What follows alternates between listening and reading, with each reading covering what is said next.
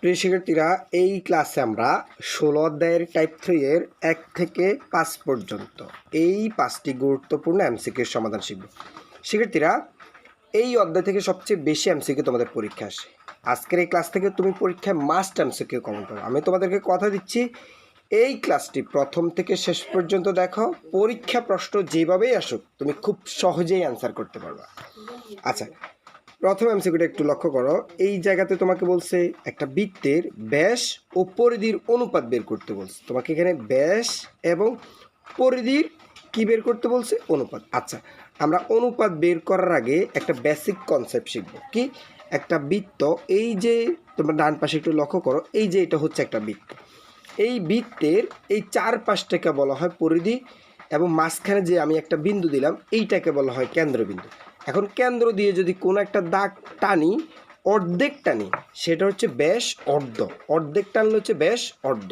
আমাদের অঙ্ক করার সময় এই ব্যাসার্ধর মানটা প্রয়োজন, অর্থাৎ ব্যাসার্ধকে আর দ্বারা প্রকাশ করা হয়। ব্যাসের অর্ধেক ব্যাসার্ধ। আর পুরাটা যদি টানি তাহলে সেটা তো ব্যাস। পুরা যদি টানি এই দাগ থেকে এই পর্যন্ত পুরাটা হচ্ছে ব্যাস, কিন্তু শুধু যদি অর্ধেক টানি সেটাকে বলা হয় ব্যাসার্ধ। ঠিক আছে? আর এর মান। আচ্ছা, তো এক্ষেত্রে আমাদেরকে এই জায়গাতে ব্যাস অর্ধ মানে আর এর মান বলছে না, ব্যাস বলছে পুরাটা। তাহলে তুমি চিন্তা করো, এই পর্যন্ত কেন্দ্র থেকে এই পর্যন্ত এইটা যদি আর হয়, তাহলে আবার সেম একইভাবে কেন্দ্র থেকে এই পর্যন্ত এইটাও কি হবে? আর হবে। তাহলে তুমি পুরাটা হিসাব করো। এবার এই মাথা থেকে এই মাথা পর্যন্ত পুরাটা, এখানে একটা আর, এখান থেকে এখান পর্যন্ত আর, একটা আর একটা আর, দুইটা। অর্থাৎ এই বৃত্তের ব্যাসটা আমরা কত পেলাম বলো তো? 2r। এইটা সবাই বুঝছো কিনা স্যারকে একটু কমেন্ট করে জানাও তো। আচ্ছা, এরপর এখানে আবার কি লাগবে তোমার? পরিধি। পরিধির সূত্র তো জানো, যে আর একটা বৃত্তের ব্যাসার্ধ যদি আর হয় তাহলে পরিধির সূত্র কি? পরিধির সূত্র হচ্ছে 2πr। 2πr, ঠিক আছে? যদি এই জায়গাতে পরিধি না থেকে, এই জায়গাতে পরিধি না থেকে যদি ক্ষেত্রফল থাকে, তাহলে তুমি পাই আর স্কোয়ার লিখতে, যেইটা থাকবে জাস্ট ওইটাই বের করবে। তো বৃত্তের ব্যাস আমরা বের করছি, পরিধি আমরা বের করছি। এখন অনুপাত। অনুপাত মানে জাস্ট এই যে মাঝখানে অনুপাত আকারে চিহ্নটা লিখতে হবে। এখন যদি আমরা এটাকে ছোট করে লিখি, ওটা ভেঙে লিখি, তো এই পাশ থেকে 2 এটা কাটা, এই পাশ থেকে 2 এটা কাটা, আবার এই পাশ থেকে আর কাটা, এই পাশ থেকে আর কাটা, তাহলে এই পাশে তো কিছুই থাকবে না, অর্থাৎ মনে মনে এটার সাথে 1 আছে। তাহলে আমরা ধরে নিচ্ছি এই পাশে 1 আছে, *1 আর এখানে কি আছে? পাই আছে, অর্থাৎ এই 1:পাই, যে 1 অনুপাত পাই। এইটা হচ্ছে আমাদের অ্যান্সার। ঠিক আছে? আচ্ছা, সবাই বুঝছো কি না? একটু কমেন্টে জানাবা। দেখো, এরপর দেখো আমরা 2 নাম্বার প্রশ্নটা একটু দেখি। 2 নাম্বার প্রশ্ন আমাদের সেম একইভাবে। এই জায়গাতে একটি চাকার ব্যাস দেওয়া আছে 4:2 সেন্টিমিটার হলে চাকাটির 333 মিটার পথ যেতে কতবার ঘুরবে? তো এই ধরনের অঙ্কগুলো করতে হলে তোমাকে চাকার ব্যাস দেওয়া থাকুক, ব্যাসার্ধ দেওয়া থাকুক, যেটাই দেওয়া থাকুক, তোমাকে ওই চাকাটার পরিধি বের করতে হবে। আমি কি বলছি বলো তো? ওই চাকাটার কি বের করতে হবে? পরিধি। তখন তুমি পরিধি দিয়ে ওই চাকাটির পথটাকে ভাগ করলে অ্যান্সারটা বের হয়ে যাবে। এই টাইপের এমসিকিউ কিন্তু পরীক্ষা অনেক বেশি আসে। কীভাবে? কতবার ঘুরবে, এই টাইপের এমসিকিউ। তো কি করবা তুমি? চাকার পরিধি বের করবা। চাকার পরিধি। চাকার পরিধির সূত্র কি একটু স্যারকে জানাও তো।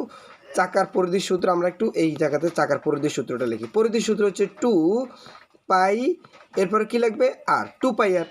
এখন 2 পাই এর মান লাগবে 3.1416, এরপরে আর এর মান লাগবে, তাই তো? 2πr। তো তুমি এখানে 2 লিখতেছো, ধরো 2 লিখলাম, পাই এর মান হচ্ছে 3.1416। ঠিক আছে? আচ্ছা, এটা এখন কি লাগবে? আর এর মান লাগবে, এই জায়গাতে আর এর মান। কিন্তু এই যে দেখো চাকাটির ব্যাস মানে দেখো এই একটা চাকা, এটা তো কেন্দ্র, পুরাটা হইলে হচ্ছে আর ব্যাসার্ধ, এটা হচ্ছে আর ব্যাসার্ধ, আর পুরাটা হচ্ছে ব্যাস, পুরাটা হচ্ছে ব্যাস। এখন আমাদের পুরাটা দেওয়া আছে 4.2, মানে অর্থাৎ এইখান থেকে এই পর্যন্ত 4.2, এই পুরো অংশটা 4.2, এইটা পুরাটা। ঠিক আছে? তাহলে তোমরা তো এটা বুঝে ফেলছো, 4.2। ঠিক আছে? আচ্ছা, তো এখন দেখো 4.2কে তুমি যদি ভাগ করো, ভাগ কেন করতে বললাম? তুমি তো জানো পুরাটা যদি 4.2 হয়, তাহলে এই শুধু অর্ধেক এই অংশটুকু কত হবে? তাহলে 4.2কে তুমি 2 দ্বারা ভাগ করলে কত হবে? 2 অর্থাৎ এই অর্ধেক হবে 2.1। বুঝছো তো? এটা যে এই জায়গাতে এটা হবে 2.1, এইটাও 2.1, মোট এইখান থেকে এই পর্যন্ত হচ্ছে 4.2, মানে পুরোটা ব্যাস, চাকার ব্যাস এই মাথা থেকে এই মাথা পর্যন্ত। ওকে, তো ব্যাস লাগবে না, আমাদের অঙ্ক করতে হলে সবসময় ব্যাস অর্ধ আর এর মানটা প্রয়োজন, তাই তো? তাহলে আর এর মান কত হবে? ওই যে এটার অর্ধেক 2.1, তার মানে এখানে তুমি লিখতে পারো 2.1। এটা কিসের মান বলো তো? ওই যে আর এর মানটা লিখছি এখানে, ঠিক আছে? এখন তুমি পুরো এই কাজটা গুণ করো, এটা যদি তুমি গুণ করো, গুণ করলে কত হবে জানো? 13.19, 13.19 হবে। আচ্ছা, তোমরা তো বুঝেই ফেলছো যে এই চাকাটার কি বের করছি আমরা এই জায়গাতে? পরিধি। চাকাটার কি বের করছি? পরিধি। এইটা সব সময় চাকার পরিধি বের করবা, সব সময় চাকার পরিধি বের করবা। আচ্ছা, চাকার পরিধি দিয়ে তুমি কি করবা? ওই দূরত্বটাই ভাগ করবা। এই যে যেই চাকার পরিধি পাইছো এইটা দূরত্বকে ভাগ করবা। তাহলে তুমি এই 13.19 যেটা পাইছো এইটা দিয়ে তুমি এই 330কে ওই পরিধি দ্বারা ভাগ করলে, 330কে পরিধি দ্বারা ভাগ করলে, অর্থাৎ দূরত্বকে পরিধি দ্বারা ভাগ করলে আমাদের অ্যান্সারটা বেরিয়ে যাবে। তুমি এটা ভাগ করো, ভাগ করলে কত হবে জানো? 25.25 আসবে, মূলত 25 আসবে। তো আমাদের অ্যান্সারটা হচ্ছে খ, 25 যেটাই আসুক, দশমিকের পরে যাই আসুক দরকার নেই, তোমার 25 আসছে অ্যান্সারটা, ঠিক আছে? আচ্ছা, আশা করি তোমরা এইটাও বুঝছো সবাই। হ্যাঁ, আমরা এই অঙ্কটা মুছে নিচ্ছি। তোমাদের কাছে আমাদের ক্লাসগুলো কেমন লাগে অবশ্যই কমেন্ট করে জানাবা, ভালো লাগলে অবশ্যই একটা লাইক করে দিবা। আর তোমরা যদি চাও আমাদের কাছ থেকে আমাদের এই সুপার সাজেশন পিডিএফটি নিতে চাও, হোয়াটসঅ্যাপে যোগাযোগ করবা, উপরে নাম্বার দেওয়া আছে। এটা নিলে তোমার সুবিধা কী হবে? এখানে এমসিকিউ, সংক্ষিপ্ত প্রশ্ন, সৃজনশীল প্রশ্ন, সম্পূর্ণ গণিত বইয়ের সাজেশন দেওয়া আছে। তুমি কোনো একটা অঙ্ক বা কোনো একটা টপিক বুঝতে না পারলে জাস্ট এই যে এখানে ক্লিক করো, এটাতে টাচ করলেই তুমি ওই ক্লাসটা পেয়ে যাবে, অথবা স্ক্যান করলে পেয়ে যাবে। অর্থাৎ আমাদের এই পিডিএফের সাথে তুমি একজন শিক্ষক ফ্রিতে পাচ্ছ। আচ্ছা, আমরা 3 নম্বর অঙ্কটা একটু যদি দেখি, দেখো 3 নং প্রশ্নে বলা হয়েছে কোনো বৃত্তের পরিধি দেওয়া আছে, এই যে এটা পরিধি দেওয়া আছে, ওই বৃত্তের ক্ষেত্রফল কত? আচ্ছা, ক্ষেত্রফল বের করার আগে আমাদের তো ক্ষেত্রফল বের করতে বলছে, ক্ষেত্রফল বের করার আগে আমাদেরকে আর মানটা জানতে হবে। তো পরিধি এটা হচ্ছে 14 পরিধি। তো আমাদের পরিধির সূত্র কি? আমাদের পরিধির সূত্র হচ্ছে 2 পাই আর 2 পাই আর, এটা হচ্ছে আমাদের পরিধির সূত্র। তো এইটাও পরিধি, এটাও পরিধি, তাহলে তুমি লিখতে পারো যে এই দোনোটাই কি পরিধি, তার মানে 14 পাই। আচ্ছা, এইটা তো সবাই বুঝছো যে এইটা পরিধি, এই জন্য পরিধির সূত্র। এই জায়গাতে ক্ষেত্রফল দেওয়া থাকবে, তুমি এই জায়গাতে ক্ষেত্রফলের সূত্র লিখতা। তোমার এই জায়গাতে যা দেওয়া থাকবে, যদি এইখানে হয়তো ক্ষেত্রফল দেওয়া থাকবে, এখানে পরিধি বের করতে পারো। তাই এই জায়গায় যদি ক্ষেত্রফল দেওয়া থাকে, ধরো এটা যদি ক্ষেত্রফল দেওয়া থাকে, তুমি এখানে পাই আর স্কোয়ার এই ক্ষেত্রফলের সূত্র লিখতা। যেহেতু পরিধি দেওয়া আছে তাহলে পরিধির সূত্র লিখবা।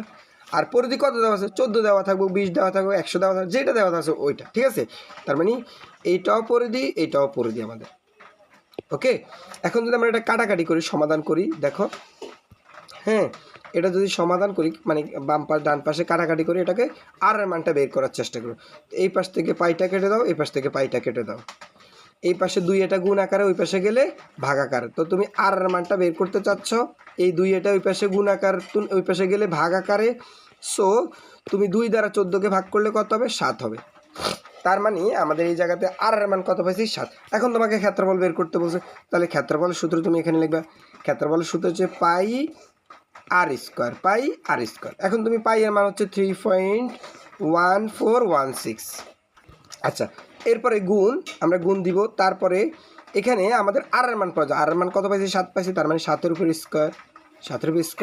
এখন পুরো এই কাজটা তুমি ক্যালকুলেশন করবা। হ্যাঁ, 3.1416 মানে 3.1416 গুণ 7 এর উপর স্কোয়ার দিলেই দেখবা তোমার কত আসবে?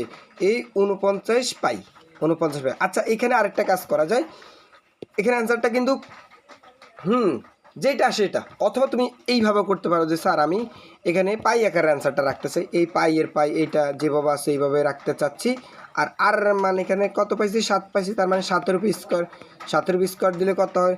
7 7 49, তার মানে 49, আর সাথে কি আছে? একটা পাই আছে, তাহলে 49 পাই। এই যে এইটাও অ্যান্সার, ঠিক আছে? এইটাও অ্যান্সার আমাদের, বুঝছো তো? আচ্ছা, এরপরে 4 নম্বর অঙ্কটা দেখো তো। 4 নম্বর প্রশ্ন, এইখানে কি বলছে তোমাকে একটু মনোযোগ দিতে হবে। এই জায়গাতে বলা হয়েছে বৃত্তের ব্যাসার্ধ দ্বিগুণ করলে ক্ষেত্রফল কত গুণ বাড়বে? আচ্ছা, বৃত্তের ব্যাসার্ধটাকে দ্বিগুণ। আমাদের তো বৃত্তের অঙ্ক করতে হলে বৃত্তের ব্যাসার্ধই প্রয়োজন। তো আমরা জানি বৃত্তের ব্যাসার্ধ কি আর। আচ্ছা, বৃত্তের ব্যাসার্ধ কি আর, বৃত্তের ব্যাসার্ধ কি আর। তো আর দিয়ে যখন আমরা ক্ষেত্রফল বের করি তখন বলো তো কি হয়, পাই আর স্কোয়ার, পাই আর স্কোয়ার। এটা কি আমাদের স্বাভাবিক বৃত্তের ক্ষেত্রফল, যে আর যখন হয় তখন পাই আর স্কোয়ার, এটা হচ্ছে ক্ষেত্রফল। কিন্তু যখন তুমি 2 গুণ বৃদ্ধি করবা, যখন তুমি 2 গুণ বৃদ্ধি করবা তখন কি আর মান কি হবে বলো তো, 2r হবে। কারণ 2 আর সাথে তুমি 2 গুণ করতেছো, তাহলে এই যে ব্যাসার্ধ, বৃত্তের ব্যাসার্ধ তুমি 2 গুণ করছো, তার মানে আর মানটা এখন কি 2r। তার মানে এইটা তখন ছিল আর, এখন আর বলতে এইটা হচ্ছে ব্যাসার্ধ। ওকে, এখন তুমি আবার সেমভাবে ক্ষেত্রফল বের করো। তাহলে ক্ষেত্রফল সূত্র কি, পাই আর স্কোয়ার। এখন আর বলতে তুমি কাকে ধরছো, 2r কে। তাহলে এই 2r স্কোয়ার। ওকে, এটা তো বুঝছো, যেহেতু তুমি 2 গুণ বৃদ্ধি করছো, সো এই ক্ষেত্রে ক্ষেত্রফলটা ঠিক এইরকম হবে, আর এর মানটা বেড়ে গিয়ে এখন 2r হয়েছে।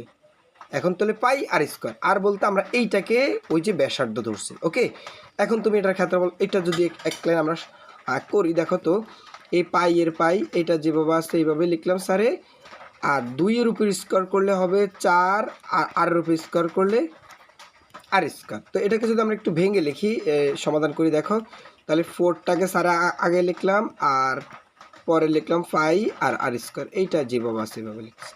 এখন দেখো তো এইখানে ছিল আগের ক্ষেত্রফল ছিল পাই আর স্কোয়ার, এখন এখানে কয়টা পাই আর স্কোয়ার, 4টা পাই আর স্কোয়ার। এখানে একটা পাই আর স্কোয়ার, এখানে 4টা পাই আর স্কোয়ার। তুমি দেখো তো ক্ষেত্রফল কত গুণ বাড়ছে, এই যে কত গুণ বেড়ে গেল বলো তো, কত গুণ বেড়ছে, এটা কীভাবে বের করবা। তোমার আগে ছিল এইটা একটা পাই আর স্কোয়ার, এখন দেখো 4টা পাই আর স্কোয়ার। তো 4টা থেকে তুমি একটা বিয়োগ করে দাও, এই পাই আর স্কোয়ার তুমি যদি বিয়োগ করো, তাহলে তুমি দেখো আগে ছিল একটা পাই আর স্কোয়ার, এখানে 4টা পাই আর স্কোয়ার। তো 4টা থেকে একটা পাই আর স্কোয়ার বাদ দিলে আরও কয়টা হবে, 3টা পাই আর স্কোয়ার। অর্থাৎ ক্ষেত্রফল কয় গুণ বেড়ে গেছে, 3 গুণ বেড়ে গেছে। আমরা তাহলে অ্যান্সারটা কি দিতে পারি, 3। ঠিক আছে, ক হচ্ছে আমাদের অ্যান্সার। আচ্ছা, বুঝতে পারো কি না অবশ্যই জানাবা।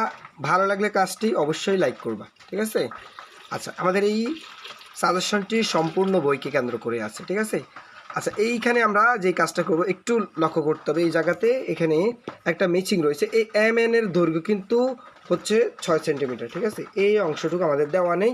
এই যে MN পুরা এই বাহুটা, এখানে আরেকটা তথ্য দেওয়া আছে MN, এটা সমান কত, 6 সেন্টিমিটার। এটা প্রশ্নে দেওয়া থাকবে। ঠিক আছে, আচ্ছা, এখন এই রকম অঙ্কগুলো যখন তোমার অঙ্কটার তথ্যগুলো দেওয়া থাকবে, তোমার এই ধরনের অঙ্কে তোমাকে বলা হয়েছে 5 নম্বর MCQতে যে দেখো বলা হয়েছে PN চাপের দৈর্ঘ্য, চাপের দৈর্ঘ্য বললেই তোমার একটা সূত্র মনে রাখতে হবে। চাপের দৈর্ঘ্য বললেই থিটা বাই, থিটা বলতে আমি এই ডিগ্রিকে বোঝাচ্ছি। আচ্ছা, থিটা বাই 360 গুণ, আর যেহেতু চাপটা কোথায় হয় বলো তো, চাপ মানে পরিধিতে হয়, এই চাপ মানে এই PN, এই PN বলতে বোঝাচ্ছে এই অংশটুকু, এই চাপের দৈর্ঘ্য। হ্যাঁ, PN অর্থাৎ এই চাপের পরিধির অংশটুকু। তো পরিধির সূত্র তোমরা তো নিশ্চয়ই জানো, হ্যাঁ, 2πr। তাহলে আমরা এই জায়গাতে তাহলে ওই সূত্রটা লিখব, 2πr। ওকে, আমরা বৃত্তের পরিধির সূত্র জানি 2πr, আমাদের পরিধির শুধুমাত্র এই অংশটুকু বের করতে বলছে, MN, এই চাপটুকু। ওকে, সো আমরা এই অংশটুকু বের করতেছি 2πr, এটা সূত্র, এটার সাথে থিটা বাই 360, এইটা হচ্ছে আমাদের কাজ। এখন আমাদের এই জায়গাতে থিটার মান কত, থিটা মানে হচ্ছে ডিগ্রি, 60 ডিগ্রি থাকুক 30 ডিগ্রি থাকুক যেটাই থাকুক, তুমি এটা 60 ডিগ্রি লিখছো, 60 লিখছো। ওকে, 60 ডিগ্রি। এরপরে নিচে কত, 360, এইটা যেভাবে আছে এভাবে, এরপরে গুণের গুণ। এখন দেখো তো এই 2 এর 2, এইটাও তুমি যেভাবে আছে এভাবে লিখে ফেলছো। এখন পাই এর মান লাগবে, পাই এর মান তো তোমরা জানো, পাই এর মান হচ্ছে 3.1416, 3.1416। ঠিক আছে, এইটা লিখছি। আচ্ছা, কিন্তু তোমার আর মানটা কিন্তু এই জায়গাতে দেওয়া নেই। এই জায়গাতে পুরো ওই যে MN সমান কত বলছিলাম স্যার, প্রথমেই বলছিলাম যে MN সমান হচ্ছে আমাদের এই জায়গাতে মিসিং যেটা, সেটা হচ্ছে 6। প্রশ্নে দেওয়া নেই, এটা দেওয়া থাকবে প্রশ্নে। MN সমান 6, তার মানে পুরোটা যদি 6 হয় তার মানে এই অর্ধেক, আমাদের তো অঙ্কটা করতে হলে ব্যাসার্ধ প্রয়োজন, ব্যাসার্ধ আর মান, তাহলে আর কত হচ্ছে আমাদের, তুমি 6কে অর্ধেক করো, এই পাশে 3 এই পাশে 3, তাহলে 6কে অর্ধেক করলে আর মান কত দাঁড়ায়, 3 দাঁড়ায়। তার মানে আমাদের এই জায়গাতে আর মান আমরা 3 পাইছি, এখানে 3টা বসা দিব, এটা তো গুণ আকারে, সো আমরা এই 3টা এখানে গুণ আকারে লিখলাম। এখন যদি আমরা এটা এই পুরো কাজটা ক্যালকুলেশন করি, ক্যালকুলেশন করলে আমাদের অ্যান্সারটা চলে আসবে 3.1416, ঠিক আছে, 3.1416। আচ্ছা, এই অ্যান্সারটা কোথায় আছে দেখো তো, এই অ্যান্সারটা আমাদের এখানে ক অপশন আছে। সো আলটিমেটলি আমাদের এইটাই হচ্ছে আমাদের অ্যান্সার।